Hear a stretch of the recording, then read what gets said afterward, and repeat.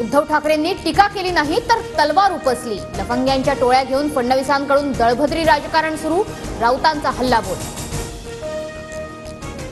आता एक तर तू तरी राहशील नाही तर मी तरी, उद्धव ठाकरेंची देवेंद्र फडणवीसांना धमकी, योग्य वेळी उत्तर देणार फडणवीसांची प्रतिक्रिया।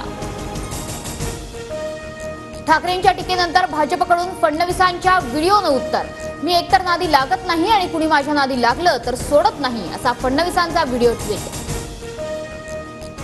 पण माझा एक सिद्धांत पक्का आहे, मी कोणाच्या नादी लागत नाही, कोणी नादी लागलं तर सोडत नाही। नादी लागणार म्हणजे ईडी सीबीआयला सांगणार ना, त्याच्याशिवाय भाजपकडे आहे तरी काय। नादी लागण्याची फडणवीसांची हिंमतच नाही, फडणवीसांच्या इशाऱ्यानंतर राऊतांचं प्रत्याव्हान। विधानसभा निवडणुकीसाठी शिंदे गटाचं मिशन ताईमाई अक्का, शिंदे गटाच्या मिशनवर टीका करताना राऊतांची जीभ घसरली। असं की माझं तोंड खराब आहे असं म्हणतात लोक, ताईमाई अक्का माझा पक्ष का असं बोललं तर काय होईल, पण मी असं बोलणार नाही, तो त्यांचा अपमान, त्यांना आता एक आधार मिळालेला आहे। विधानसभेच्या तोंडावर शेतकऱ्यांच्या कर्जमाफीची घोषणा होण्याची शक्यता, राज्य सरकारच्या वित्त विभागाकडून हालचालींना सुरुवात, सूत्रांची माहिती। ठाकरे गटाच्या जागांवर काँग्रेस दावा करणार, मुंबईतील 16 जागांसाठी काँग्रेसची मोर्चे बांधणी सुरू, कुलाबा, मुंबादेवी, भायखळा, बांद्रे पूर्व, बांद्रे पश्चिम या जागांचा समावेश। अजितदादांच्या आमदारांविरोधात शरद पवार 20 तरुण उमेदवारांना तिकीट देणार, बारामतीतून युगेंद्र पवार तर दिंडोरीतून झिरवाळांविरोधात मुलगा गोकुळ झिरवाळांच्या उमेदवारीची चर्चा। भुमरेंनी मंत्रिपदाचा गैरवापर करून 6 पेक्षा जास्त वाईन शॉपचं लायसन घेतलं, ठाकरे गटाचे उपजिल्हा प्रमुख दत्ता गोरडे यांचे गंभीर आरोप, भुमरेंवर कारवाई झाली नाही तर सुप्रीम कोर्टात दाद मागणार, दत्ता गोरडेंची माहिती। अमोल मिटकरी गाडी तोडफोड प्रकरणी फरार, 9 आरोपी अकोला पोलिसांसमोर आत्मसमर्पण करणार, सूत्रांची माहिती। आतापर्यंत 3 मनसे पदाधिकाऱ्यांना जामीन मंजूर।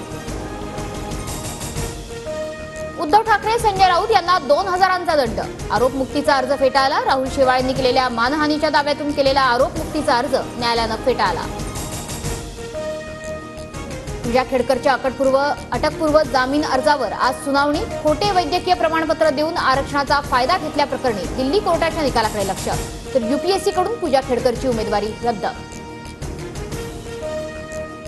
मुंबईतला सायन उड्डाण पूल आजपासून वाहतुकीकरता पूर्णतः बंद, 2026 मध्ये हा पूल वाहतुकीसाठी खुला केला जाणार, मुंबईतील वाहतूक कोंडी अधिकच बिकट होण्याची शक्यता। सांगलीतील कृष्णा नदीची पाणी पातळी सध्या 40 फूट 6 इंचावर, रात्रभरातून कृष्णा नदीच्या पाणी पातळीत 1 फुटांनी वाढ, जिल्ह्यात सकाळपासून पावसाची संततधार। राजधानी दिल्ली विजांच्या कडकडाटासह जोरदार पावसाची हजेरी, दिल्लीतील पूरस्थितीमुळे वाहतुकीचा वेग मंदावला। नव्या संसद भवनाला गळती, दिल्लीतल्या मुसळधार पावसामुळे संसदेच्या लॉबीमध्ये गळती, चौकशीसाठी सर्वपक्षीय समिती नेमण्याची काँग्रेस खासदार मणिकम टागोरांची मागणी। राज्यात 4 दिवस मुसळधार पावसाचा इशारा, कोकणासह पुणे, मुंबई, ठाणे, कोल्हापूर, सांगलीत अलर्ट जारी, रत्नागिरी जिल्ह्यासाठी 2 ऑगस्टपर्यंत येलो अलर्ट। वायनाडमधील भूस्खलन दुर्घटनेतील मृतांचा आकडा 258 वर, आतापर्यंत 3000 जणांची सुटका, अद्यापही बचावकार्य सुरूच, विरोधी पक्षनेते राहुल गांधी प्रियंका गांधींसह आपत्तीग्रस्त कुटुंबियांची भेट घेणार।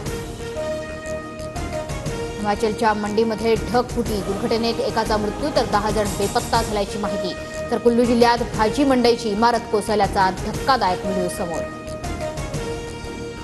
आरटीई अंतर्गत 25% राखीव जागांवरील प्रवेश प्रक्रियेला 5 ऑगस्टपर्यंत मुदतवाढ, विद्यार्थी आणि पालकांना मोठा दिलासा। गणेश उत्सवासाठी एसटी महामंडळ सज्ज, 2 ते 17 सप्टेंबर दरम्यान कोकणात एसटीच्या 4300 बसेस धावणार, मुंबई, ठाणे, पालघरमधून एसटीच्या जादा बस सोडल्या जाणार। दिग्गज क्रिकेटपटू आणि माजी प्रशिक्षक अंशुमन गायकवाड यांचं निधन, कॅन्सरशी झुंज अपयशी, अवघ्या क्रिकेट विश्वावर शोककळा। इस्रायल आणि इराणमध्ये युद्ध पेटण्याची शक्यता, इराणचे सुप्रीम लीडर आयातुल्ला खामेनेईंकडून हल्ल्याचे आदेश, हमासचा राजकीय प्रमुख इस्रायल हानियाच्या हत्येनंतर इस्रायल इराणमध्ये वातावरण तापलं।